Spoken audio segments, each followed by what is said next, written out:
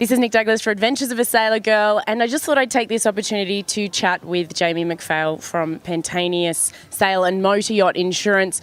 We've just wrapped up Airlie Beach Race Week, and I know that you're a big supporter of that event from Pantaenius, and it was a pleasure for me to be there and to bring all of the action live and through photos. But I think what a lot of people don't realise is not only do you support that event in this area, but you were quite hands-on in this area in another way earlier this year when Cyclone Debbie came through the area. Yeah, look, we're probably the third largest insurer in the Whitsundays. We had the third largest number of claims up here for Debbie.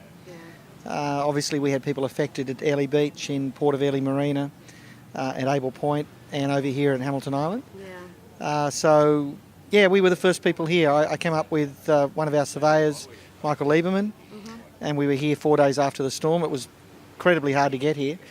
You couldn't get flights into Hamilton, you couldn't get flights into Mackay or Townsville at the time, so our only option was to fly to Cairns, and we rented a car, four-wheel drive, which was the only car that could get through. So we were basically the first car through the roadblocks heading south from Townsville. Actually, we came through at the same time that the shark was seen in the creek right next to the road. So we saw the shark, and I think it was publicised everywhere.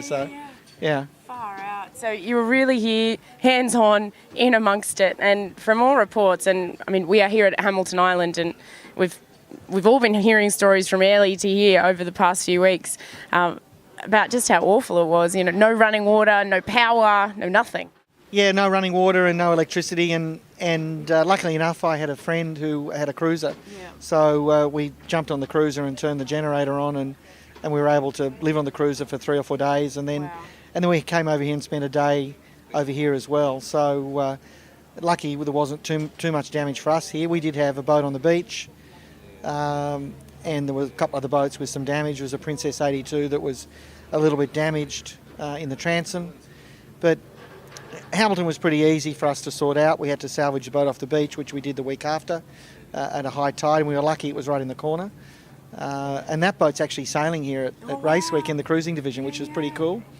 Yeah, it's Philip Mellett. He's got it's a Busen 48, and part of the reason it survived was because it's a Busen, so which was kind of cool because they're super strong and, you know, great world cruising boats. So, yeah, and then we went back to Airlie and finished off at Airlie. Most of the boats we saw at Airlie Beach, we were the first people there, so we were sending the owners pictures and reports on the condition of their boats before they knew what the condition was, which was very much appreciated by our clients, which was excellent. I was going to say that's stepping outside the bounds. You don't often hear of an insurance company going out of their way to actually try and, you know, basically progress the claim. I mean, that's kind of backward, isn't it? Well, look, at least 50% or more of the boats that we had at Airlie Beach were owned by people in Sydney and Melbourne. So, you know, they were relying on locals or somebody up here to tell them whether they had damage or not. So it was just much easier for us to ID where their boats were in which marina, which the berths, and we just went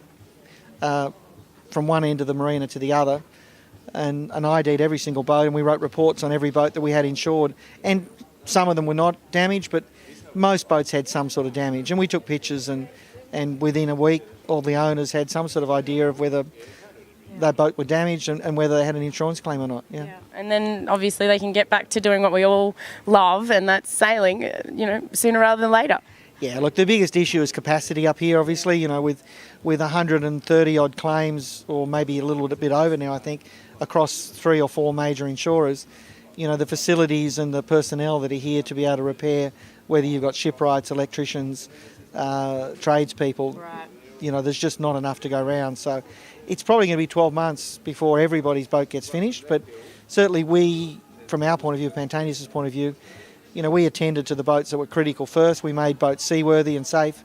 We had a couple of boats on the beach over there as well, and getting those boats back in the water and up on the slipway and safe was the first thing we did. And all the rest of the claims have been processed since, and I think we've probably got 6 claims outstanding now, so we're in pretty good shape. Yeah, no, that's awesome. And I guess being here on the ground, seeing it for yourself, getting those claims through quickly, given the short resources, means that your clients were, you know, getting up there in the queue. Yeah, absolutely. I mean, the only ones that haven't really been fixed are ones that were were very cosmetic. And also, for example, Philip Mellett's Busen 48, he's here racing at Race Week. You know, we fixed all the damage to the side of his boat. There wasn't too much. Fixed his stainless steel and canopies and those sorts of things, but the side of his boat actually needs respraying, and that's been postponed till November because he wants to use the boat. There's no reason why he can't. There's a few scratches on it, but you know, he's cool with that, which is great. And other than that, hopefully everyone's back on the water very, very soon. But I know that you probably feel really good about yourself having done everything you could to get everybody back on the water.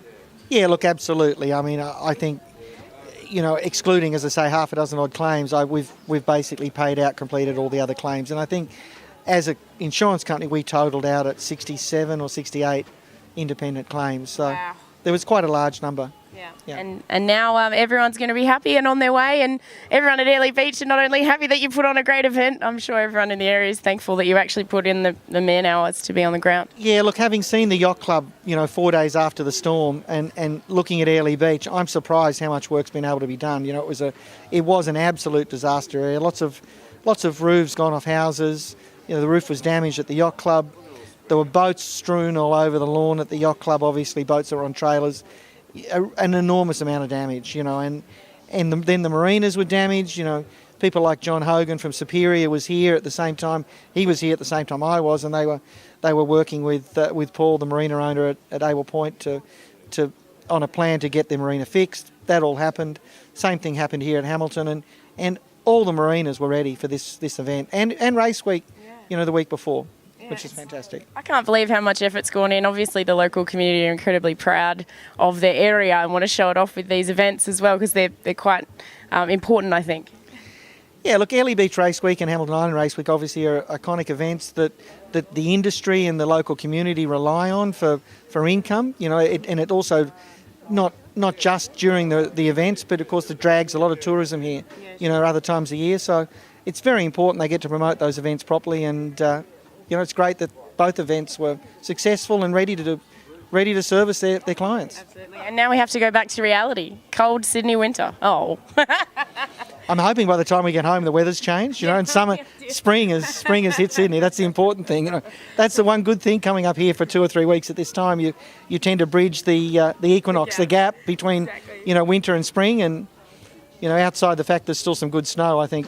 You know, Sydney was much warmer than it was. Yeah, it's good. Absolutely. Well, hopefully I get to catch up with you very, very soon, but in a happier capacity than talking about Cyclone Debbie. But I think really we can see that, you know, everyone's done such a great job to come back from what was not a very nice event. Yeah, look, cyclones are part and parcel of living in North Queensland, or Central Queensland for that matter. And, you know, as an insurance company, we know that you're going to get cyclones. I think the last time I looked at the bomb data, there was something like 150 odd cyclones have been recorded hitting the Queensland coast in the last 100 years.